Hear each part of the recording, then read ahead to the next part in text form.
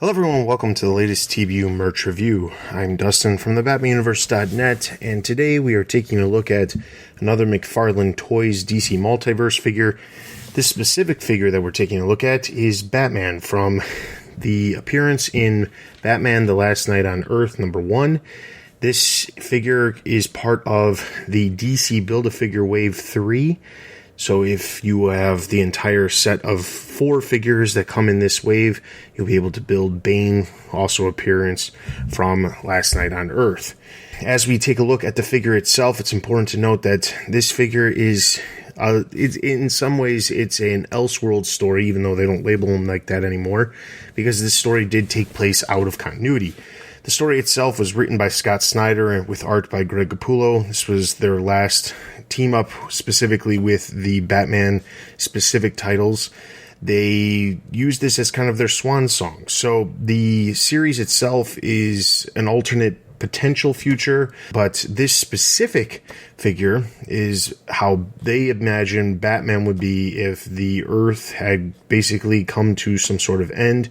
You'll see from the box, it showcases the Build-A-Figure aspects. This one is the 3rd figure in the series, so it's going to include the fists and the head of Bane, while the 3 other figures as part of the series, including Scarecrow, Wonder Woman, and Omega, are actually going to include different pieces of the actual figure. As we take a look at the packaging, it's pretty standard. It's a little bit slightly oversized in comparison to some of the other ones.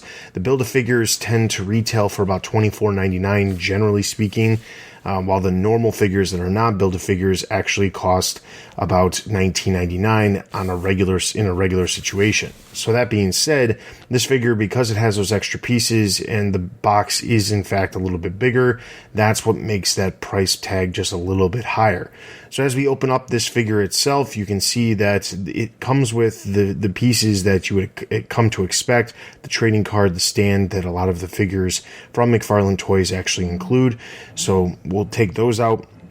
Let's take a quick moment to say thank you to our loyal subscribers, not only here on YouTube, but also our Patreon. If you are interested in supporting us on Patreon, please take a look at the link in the description below, and you can find a way to support us in taking a look at a variety of these different figures.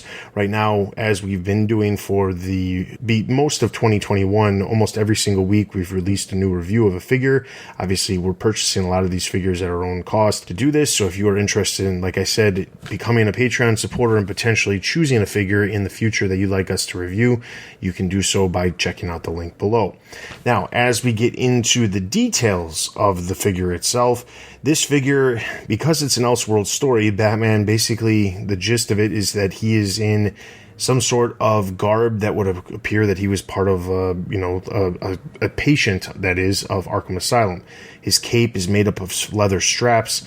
It's not actually leather, of course, they're plastic, but they're made to look like they are leather straps and that he has escaped from, and that is his cape throughout. His gauntlets themselves are a combination of buckles and leather straps. His utility belt is also leather straps, though he does have pouches as well. His suit is actually formed from a straitjacket. It's a little bit higher on the collar. He does have his typical combat boots that we've seen in some of the other figures. But overall, there's a lot of detail that's extremely present on this figure, specifically because of the type of figure that it is. It's something different, and I think that this is why McFarlane Toys gravitates towards some of these Elseworld stories, is because the figures are so different and have a lot more detail than some of the other ones. As we take a look at some of the accessories, we can see the trading card that comes with it includes the information and the bio, or data file as they call it, that is included for the figure. We have the standard DC Multiverse stand that has come with every other DC Multiverse figure that we've reviewed in the past. There's also a billy club or baton that is Batman's weapon, and then we also have some battle damage on the end of it as well.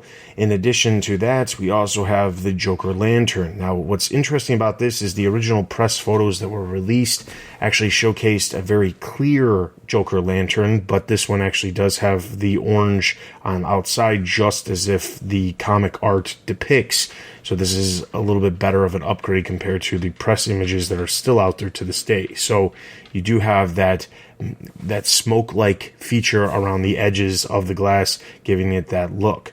As we take a look at the Build-A-Figure pieces that are included, this one does come with the 2 hands of Bane as well as Bane's head. Now, it's odd with the hands because it appears they have some sort of articulation, but we tried to move these joints around and they weren't moving. So other than popping them in and being able to spin them, it doesn't look like you're going to be able to do much more than that. But there is a fair amount of detail and damage, or battle damage, that is on the hands themselves, and specifically the gloves, or I guess the armor plating that's on his gloves. Here is a look at the face of Bane. Now, interestingly, I was looking at this and thinking to myself, wow, this looks a lot like Spawn. I know it's not, but it does look like Spawn, which is obviously another mainstay at McFarlane Toys. So, as we take a look at the overall the contents of the entire set, you can see that the figure itself obviously does stand. Now, there's one last thing I did want to point out. I was trying to get the Joker Lantern attached onto the hand to kind of have that same look as you see on the trading card, and for some reason it was very, very difficult to get that lantern stuck in between his hands. One thing that I've noticed with a lot of the McFarlane toys is that while there is a fair amount of articulation with a variety of different joints, the elbows, the shoulders, the neck, the knees, the ankles, there's a fair amount of articulation. You can't complain about that. The one thing that I will say is some of the aspects of these figures are very stiff. This is a very hard plastic in comparison to the typical plastic you'll find on some of the toys for some of the all the evergreen lines that are meant for younger children and things like that. And I know that these figures are obviously meant for adults, but it does make it a little bit more difficult. The hand actually did pop out of its joint while we were trying to do that, and some of the paint did scratch off on the lantern. All of that aside, it's an amazingly detailed figure. If you are interested in purchasing this figure, you can purchase this by helping out TBU in the process by using the link that we have in the description. You can find this figure on Amazon. It's readily available at a variety of different retailers as well, but by using that Amazon link, you are helping TBU out. In addition to that, if you are so inclined, you can head over to our website to find all kinds of news related to Batman, including movies, TV, merchandise, video games, comics, and everything else that you can imagine related to the Batman universe. You can follow us on Twitter, Facebook, Instagram, join our Discord, and we have a wide variety of offerings all over the place for you to get in contact with other TBU Bat fans, specifically using our Discord. If you are interested in having a specific figure reviewed in the near future, please take a moment to leave a comment in the description below. Like, subscribe, all of that great stuff that everyone on YouTube will explain to you to do. And with all of that being said, thank you so much for taking a look at yet another TBU merch review, and we will see you guys next time.